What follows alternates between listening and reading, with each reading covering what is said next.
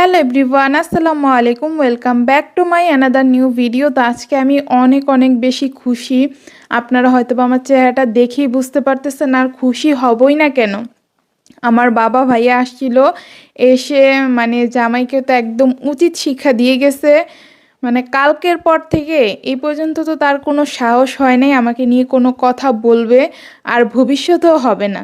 যে ধুলাই খাইছে, মানে কার সাথে যে লাগতে আসে, যাই হোক সেগুলো নিয়ে কথা না বলি।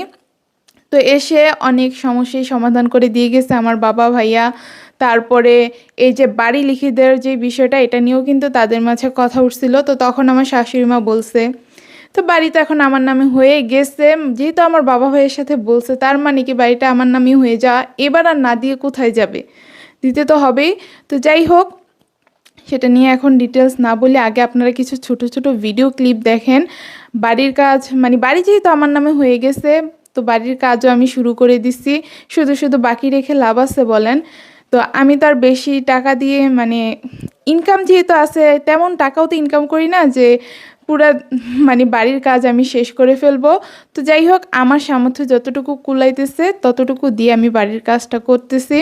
সেটা হচ্ছে ওই যে সিঁড়ির দিকে যে জানালাগুলো হয়, সেই জানালাগুলো আমি লাগাবো। আর শাশুড়ি মা যেটা করবে সেটা হচ্ছে যে আমাদের সিঁড়িগুলো কিন্তু টাইলস করা না, এখন আমরা টাইলস করব ওইগুলাকে খুব তাড়াতাড়ি।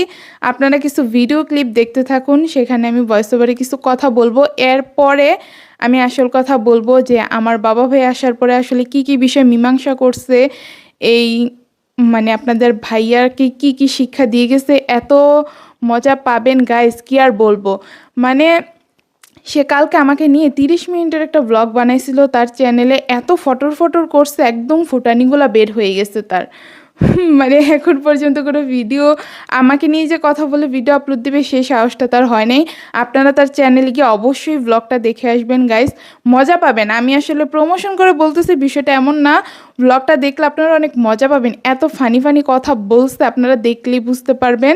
তো দেরি না করে চ্যানেলে গিয়ে মানে আমার ভিডিও শেষ করে তারপরে যাবেন, আমার ভিডিও শেষ না করে মাঝখানে আবার আপনাদের ভাইয়ার ভিডিও দেখতে যাবেন না। আর আরেকটা কথা, শুধু ভিডিও দেখতে যাবেন, মজা নেওয়ার জন্য যাবেন, চ্যানেল কিন্তু সাবস্ক্রাইব করবেন না। সাবস্ক্রাইব করতে হলে যে আমার চ্যানেল শেয়ার ফ্যামিলি ফান, এটাই সাবস্ক্রাইব করবেন, তার চ্যানেলে জাস্ট একটু মজা নিয়ে চলে আসবেন। ঠিক আছে, এখন আপনারা কিছু ভিডিও ক্লিপ দেখতে থাকুন। আমাদের বাড়ির যে কাজ ধরা হয়েছে, তারপর সিঁড়ির টাইলস আনতে গেছিলাম, সেই সব কিছু এখন দেখতে থাকুন। আর বয়স ওপর আমি কিছু কথা বলবো।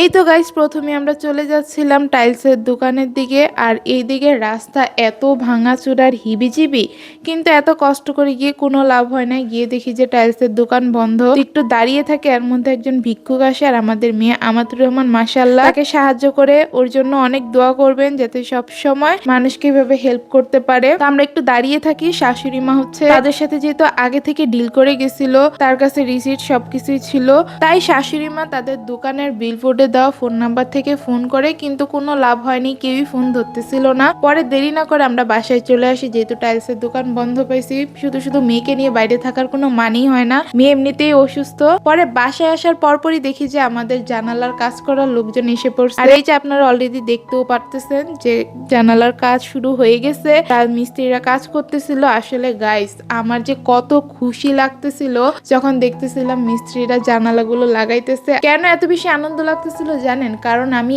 এই প্রথমবার আমার উপার্জনের টাকা দিয়ে কোনো কিছু করতেছি বাড়ির জন্য। যে আনন্দটা আসলে কখনো মুখে বলে প্রকাশ করা সম্ভব না। আমি দোয়া করি যে এইসব আপুরা মনে প্রাণে চায় যে মানে তারা কিছু একটা করুক, স্বাবলম্বী হোক, নিজের টাকায় কিছু করতে চায়, আল্লাহ যাতে তাদেরকে সেই তৌফিকটা দেয়, সেই আনন্দটা যাতে তারা নিতে পারে।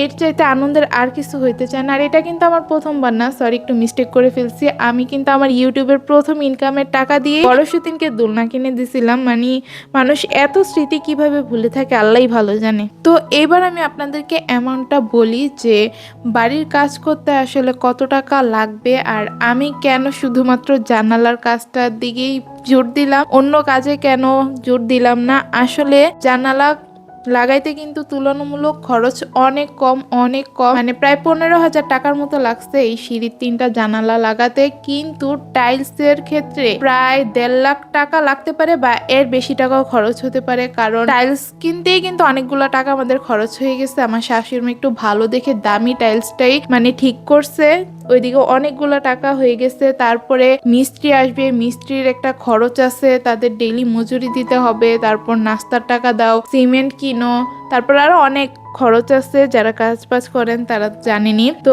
এই নিয়ে দেখা যাবে যে প্রায় 2 লাখ টাকার মতো এদিকে খরচ হয়ে যাবে। তো আমার পক্ষে তো সম্ভব না এতগুলো টাকা দেওয়া, আমি এত টাকা পয়সা ভাই ইনকাম করতে পারি নাই, খুবই সামান্য টাকা ইনকাম করি। তাই সেই সামান্য ইনকামের থেকে যতটুকু পারছি আমি করছি, সেটাই যে কি আনন্দ লাগতেছে বলে বোঝানোর মতো না। যাই হোক, সবাই আমার জন্য দোয়া করবেন সবসময়, যাতে এইভাবে নিজের উপার্জন দিয়ে ভালো কিছু করতে পারি। আর হুট করে এত তাড়াহুড়া করে কাজ শুরু করছি, কারণ বাড়িটা তো এখন আমার নামে হয়ে গেছে, দেরি করে লাভ আছে।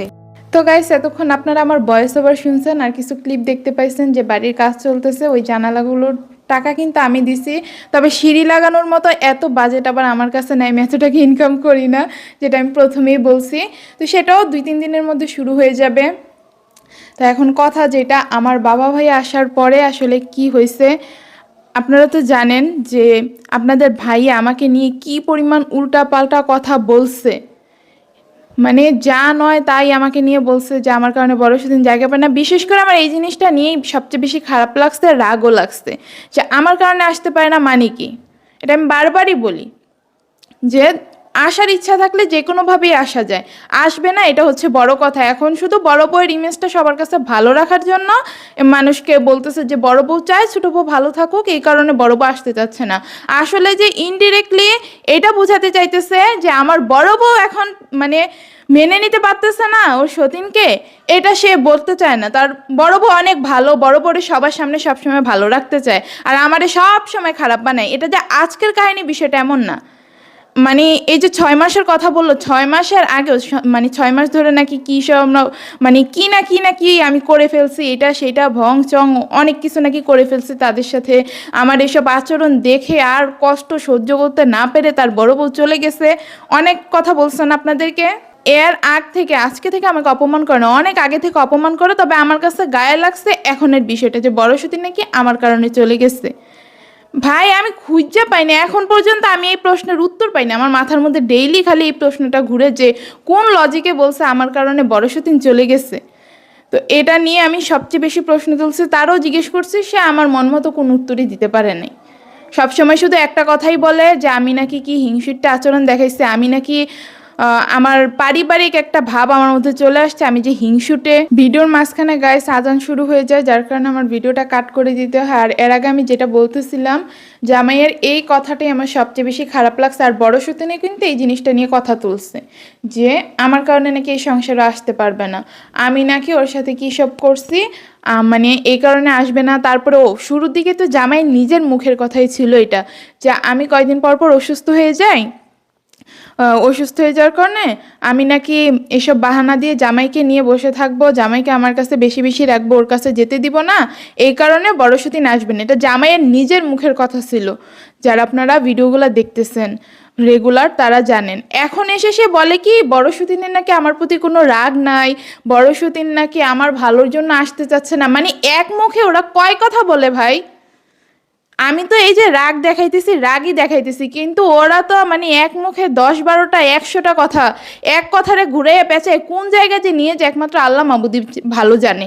তো আমি এটা নিয়ে বলছি, যা যা হয়েছে শুরু থেকে এই পর্যন্ত সব কিছু আমার বাবা ভাইয়ের কাছে ভেঙে চুরে বলছি যে শুরুর দিকে এমন এমন ঝামেলা করে আমার সাথে চলে যায় বড় সতীন, যে মানে কি বলবো, হুট করে এই ঝামেলা শুরু করে দিচ্ছে আমার সাথে করে, এরপরে চলে গেছে ভালো কথা। এরপরে আমি ওকে আনার জন্য অনেক কিছু করছি, সেটা তো তোমরা যদি ভিডিও দেখাও জানো। তারপরে আমি তোমাদেরকে একটু বলি, মানে আমি ওকে অনেক হাত পায়ে জোর করছি, কান্নাকাটি করছি, মানে আমি ভিডিওতে খারাপ ব্যবহার করছি, মনে করে যে আজকে খারাপ ব্যবহার করছি, কালকে আবার বলছি যে আমি মাপ চাই, আমি যেগুলো বলছি এগুলো বলা আসলে উচিত হয় নাই। তারপরে আসে না, তারপরে 1-1.5 মাস পার হয়ে গেছে, তখন জামাই ওর সাথে নিজ থেকে যোগাযোগ করছে, যেহেতু ঝামেলাটা বেশি দূর আগায় যেতেছে, তখন ওর কাছে বলছে কি, জামাইয়ের কাছে বলছে যে তোমার বউ 2 দিন পরে পরে অসুস্থ হওয়ার বাহানা দিয়ে এসব জিনের নাটক সাটক দেখাইয়া তারপরে তোমাকে সব সময় মানে কাছে কাছে রেখে দিবে, আমার কাছে আসতে দিবে না, তাহলে এই সংসারে গিয়ে আমি লাভ কি? এইভাবেই নাকি বড় সতীন বলছে। মানে এখন কথাটা কেমনে ঘুরায়? তারপরে আমি বললাম যে এই কথা বলছে শুরুর দিকে, যখন 1-1.5 মাস পরে বড় সতীনের সাথে কথা বলছে, পরে বলার পরে আবার কয়েকদিন ওদের মধ্যে কি কি কথা হয়েছে আমি জানি না। আমার ছেলেটাকে দেখার জন্য আমার মনটা যে কি হাঁসফাঁস করতেছিল। আমি মানে ওদের রুমটা তো তালা ছিল, ওরা যাওয়ার পর থেকে ওই রুমে গিয়ে কান্নাকাটি করে দিচ্ছি, ভিডিওতে পর্যন্ত ও দেখলো। তারপরও ছেলেটার সাথে আমার কোনো কথা বলতে দেয় নাই এখন পর্যন্ত না। মানে কষ্ট করে ছেলে পালছি লালছি, মানুষ এত বেইমান কেমনে হয় আমার মাথায় আসলে ঢুকে না। তো আমি যেগুলো বলছি সেটাই বলি, এক্সট্রা কথা আজকে আমি আর বলবো না। পরে বললাম যে বাচ্চাটাকে আমাকে দেখাইলো না, এরপরে ওদের মধ্যে কি কথা হয়েছে আমি জানি না, মাঝখানে কি কি বলছে না বলছে। তারপরে জামাই একদিন হঠাৎ করে বলে যে না আমি আমার বড় বউকে আনতে যাব খুলনা। তো শাশুড়ি মার আবার ওই টাইমে ফ্রি ছিল না, সে একলাই চলে গেছে খুলনা। এরপর থেকে জামাইয়ের আচরণ যে এত চেঞ্জ হয়েছে যেটা বলার বাইরে। ওরা কি বুঝাইছে কি করছে আমি আসলে জানি না আব্বু। মানে আসার পর থেকেই দেখি যে কথাবার্তা পুরো চেঞ্জ, বারবার শুধু উঠতে বসতে আমাকে খোঁটা দেয়। আমার কারণে নাকি তার বড় বউ সংসারে আসতে পারতেছে না, আমার কারণে নাকি তার বড় বউ সংসার ছেড়ে চলে গেছে। মানে আমাকে উঠতে বসতে শুধু এই জিনিসটার খোঁটা দেয়। কিন্তু মানে বিশ্বাস করে আব্বা আমি এইসব কিছুই করি নাই। যা করছে বড় সতী নিজের ইচ্ছাই করছে। আমি মানে ওরে কেন আমি শুধু শুধু কিছু বলতে যাবো? আমি তো ওরে দেখে আসছি, তাহলে এমন কেন করবো? হ্যাঁ আমি এখন একটু রাগ দেখাইতেছি, মানে 3টা মাস ধরে যে আমার উপর দিয়ে কি যাইতেছে প্রতিনিয়ত এটা তো আমি জানি। মানুষজন তো বুঝে না, মানুষজন খারাপ বলবেই। আমি বুঝি আমার মনের কষ্ট, যার ব্যথা সেই বুঝে যে আমার কি পরিমাণ ব্যথা। আমায় একটা মানুষ তো সম্ভব না সব সময় এসে আপনাদের সাথে রাগ দেখানো, বটর বটর বটর বটর কথা মানে কথা বলা, এগুলো সম্ভব না যদি বাস্তবে কিছু না হয়। ওরা আমার সাথে অনেক কিছু করতেছে ভাই, অনেক কিছু করতেছে। আর যেটা আপনারা দেখতেছেন না ক্যামেরার আড়ালে করতেছে, কিন্তু আমি যেটা বলতেছি করতেছি সেটা ক্যামেরায় আপনাদেরকে দেখাইতেছি আমার সাথে প্রতিনিয়ত কি হয়ে যাইতেছে। তো এটা দেখতেছি দেখতেছি এর মধ্যে মানে আমি সব সময় মেজাজ ঠান্ডা রাখার চেষ্টা করি, জামাই আমাকে যত যাই বলুক না কেন আমি কিচ্ছু বলি না। কিন্তু প্রতিনিয়ত যখন আমাকে এই জিনিসটা নিয়ে টানা 1-1.5 মাস শুধু, সেখান থেকে আসার পর এখন তো 3 মাস হয়ে যেতেছে না, টানা 1-1.5 মাস শুধু আমাকে এই খোটাই দেয়। উঠতে বসতে, তাকে খাবার খাইতে দিতে যাই, কিছু একটা করতে যাই, শুধু একই খোটা যে তোমার কারণে আমার বড় বউটা আসতে পারে না, তোমার কারণে আমার বড় বউ সংসার ছেড়ে চলে গেছে, তুমি এত খারাপ কেন, তুমি এটা কেন, তুমি সেটা কেন, এইসব কথা শুধু বলে। পরে আমি বলছি যে আপনার সমস্যা কি, সবসময় আমার সাথে এমন করেন কেন?